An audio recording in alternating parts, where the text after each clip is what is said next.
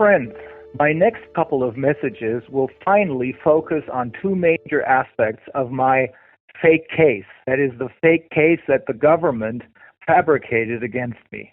The kidnapping from Mexico, including the treatment of my wife, and their attempt to disguise this kidnapping first as a deportation and then as an extradition.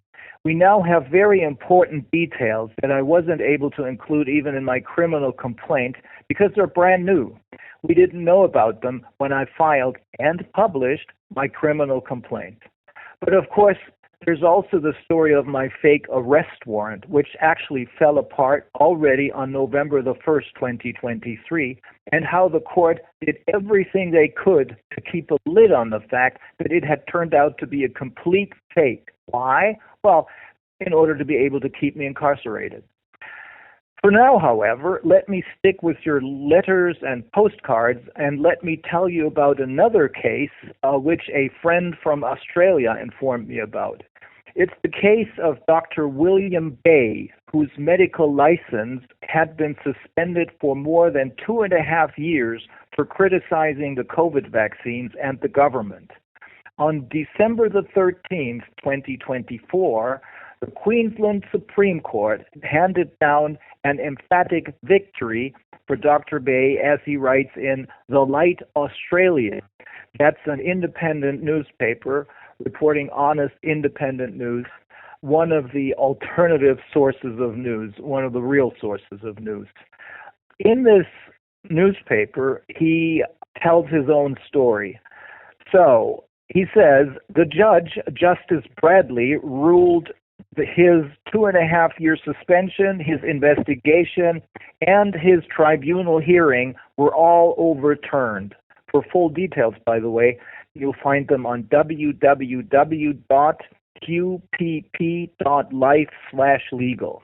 He continues, the Australian Health Practitioners Regulations Agency's conduct, that's AHPRA, A-H-P-R-A, Australian Health Practitioner Regulation Agency's conduct was found to be profoundly less than satisfactory, and that they had acted with procedural unfairness, bias, and animus towards Dr. Bay.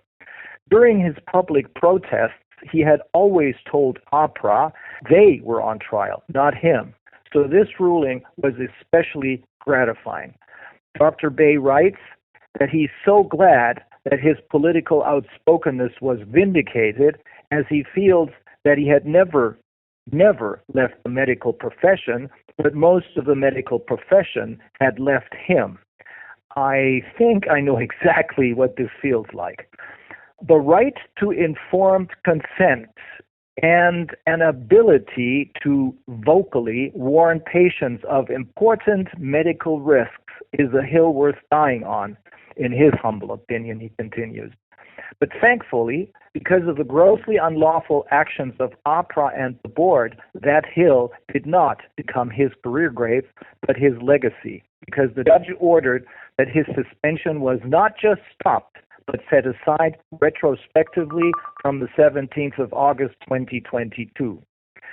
This gave much hope and encouragement to health professionals and lawyers around the country, and means that he is now able to sue AHPRA and the Medical Board of Australia for compensation. And that's why I think this case is so important, because this is precisely what all of us are going to be doing.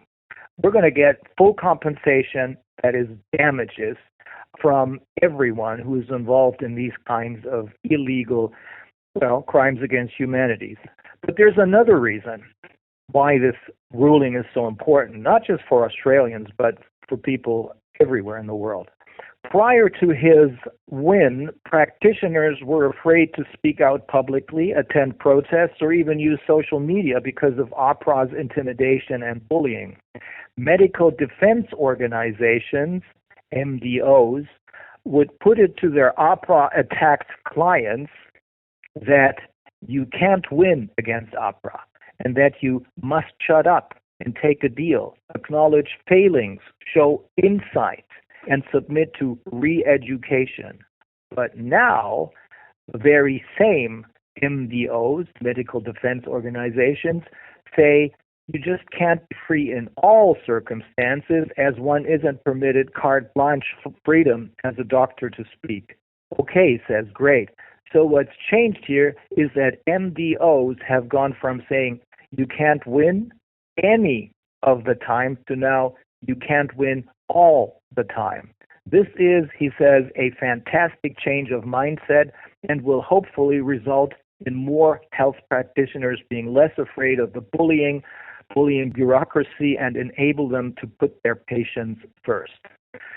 Dr. Bay says, I want a new health system that focuses on caring for patients, not the feelings of the health bureaucracy. Our laws, he says, currently don't support this, and this needs to change so that medical sanity can be returned to this country. Well, what he's saying, in effect, of course, isn't that he just wants a new health system, but he also says that he wants a new system of justice. And I might add, the entire system, the monster's entire system, now needs to go. But it is now going. Actually, it's going down the drain. Another friend reminded me in a letter that we don't just have to get out of the system, but we also need to get the system out of ourselves. I think that makes a lot of sense. So think beyond the system. Think really big, and that means for lawyers, use your imagination and attack from angles that they don't expect you to attack from. Remember that old Nike slogan, no fear? Well, that's what this is all about. No fear. Finally, I believe some 10 years ago or so, Carole King gave a concert someplace in London. I think maybe it was Hyde Park. That concert seems to match the mood we're in right now. People are happy to be awake and enjoy life and good music. I think you can still see that concert on YouTube. So people are happy to be awake and enjoy life and good music and are leaving the monsters behind because they're in self-destruct mode. And we'll make sure that it stays that way by bringing them to justice. We'll name every name. Finally, let me tell you a few more jokes. This is so great. I'm getting these jokes from an American couple who's been living in Australia for a long time. First one. A man was telling his neighbor, I just bought a new hearing aid. It cost me $4,000, but it's state-of-the-art. It's perfect. Really, answered the neighbor. What kind is it? 1230. First joke. Second joke, I have three here. I need everyone to wish me luck. I have a meeting at the bank later, and if all goes well, I'll be out of debt. I'm so excited, I can barely put on my ski mask. And finally, I went to the psychiatrist today. She told me I had a split personality and charged me $160. I gave her $80 and told her to get the rest from the other idiot. Okay, well, that's it for now, but this is to be continued. I'll see you all very soon. Bye-bye.